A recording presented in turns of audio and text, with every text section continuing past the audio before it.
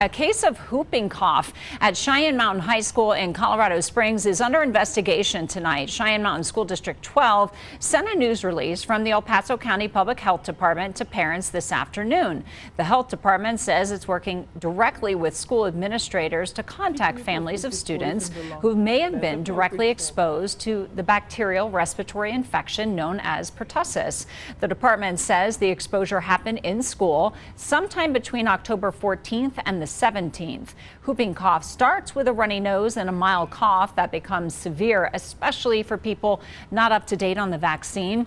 The health department advises parents monitor children for symptoms of pertussis and make sure your family is up to date on their DTaP or Tdap shots.